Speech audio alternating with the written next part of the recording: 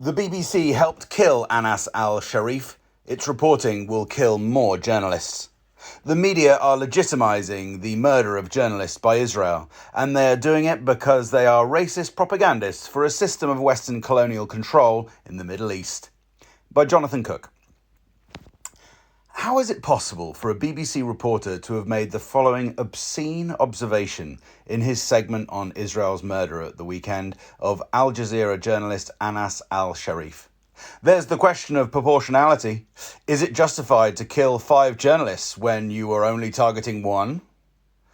Unpacking the depraved journalistic assumptions behind this short question is no small task. Let us note first, in passing, the entirely false assumption here that Israel wished only to kill 1 journalist, al-Sharif. All the evidence is that in killing more than 200 Palestinian journalists in Gaza over the past 2 years, and by excluding all Western journalists from the enclave, Israel has been seeking to ensure its genocidal crimes go unreported. It is systematically killing those best placed to serve as witnesses.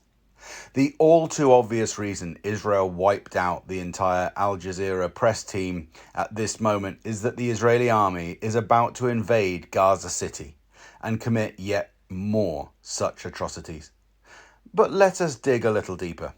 If you aren't deeply shocked by the BBC, a so-called public broadcaster, thinking it suitable to air the comment above, all the more so after Israel has killed more journalists in Gaza than in all major Western wars over the past 150 years. Consider this. Imagine that Israel finally allows Western journalists into Gaza after blocking their entry for nearly 2 years. A team of 5 familiar BBC faces covering the region set up shop in Gaza and work out of an improvised studio inside the enclave. Then news breaks that their studio has been hit by an Israeli strike and all 5 killed. Jeremy Bowen, Lys Doucette, Yolande Knell, Lucy Williamson and John Donison. Israel doesn't claim the strike was a mistake, but celebrates the killings. It says it has secret evidence that one of them, let's say John Donison, who made the observation above, was secretly recruited by Hamas's military wing while in the enclave.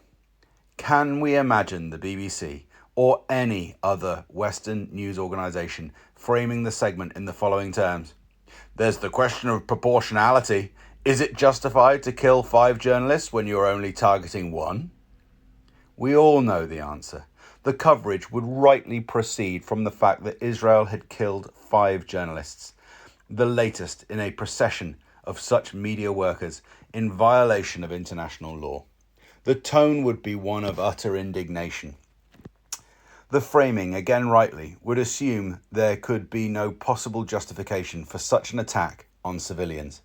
Israel's claim that Donison was working at the time in a military capacity for Hamas would be dismissed with complete contempt unless Israel could produce firm evidence.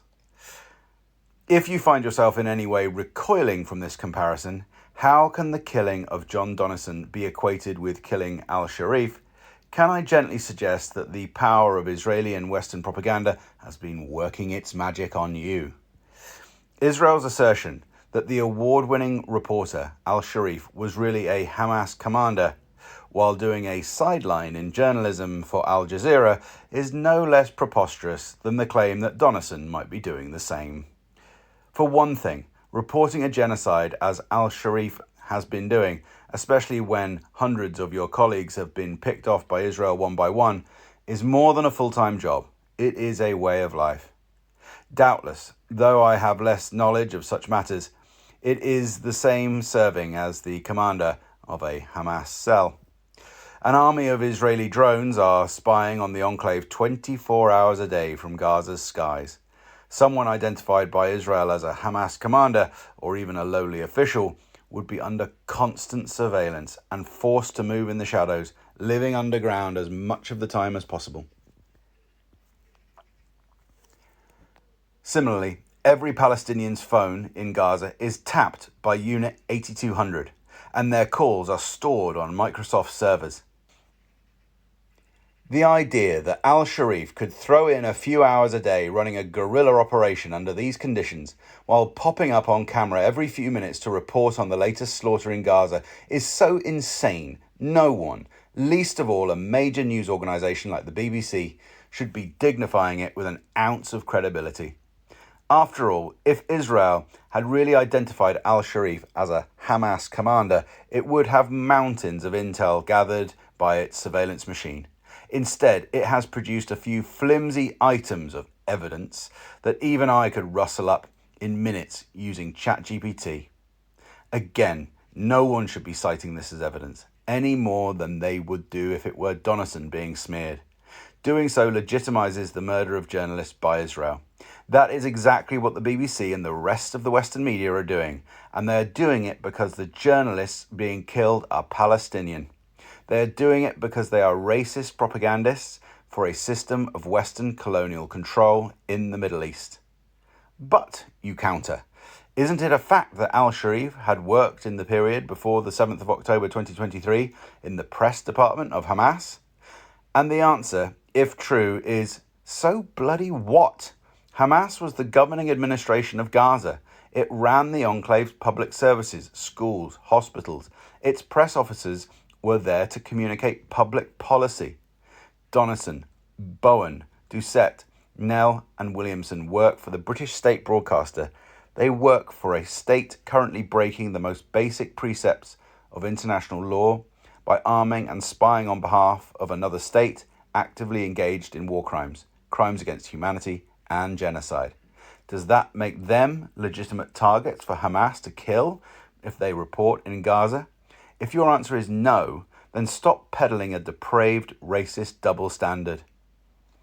Israel has been pushing an open door in Britain and other Western capitals in advancing the idea that anyone who is connected in any way with the administration in Gaza is therefore tainted by terrorism and a legitimate target. In practice, that means much of its professional classes. Israel has systematically murdered, jailed and tortured medical workers in Gaza as Hamas operatives on the grounds that the enclave's hospitals were run by Hamas. It has attacked and destroyed all Gaza's hospitals on the same grounds.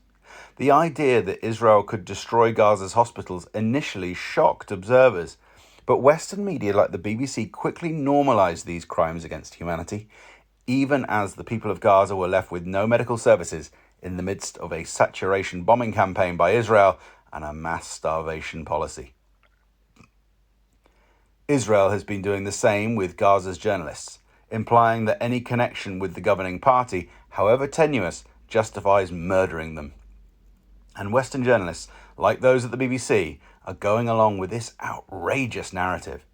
The British government, for which journalists like Donison work, is setting the agenda that BBC journalists, as state stenographers, are following.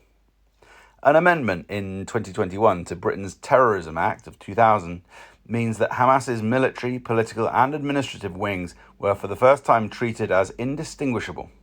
They all supposedly engage in terrorism.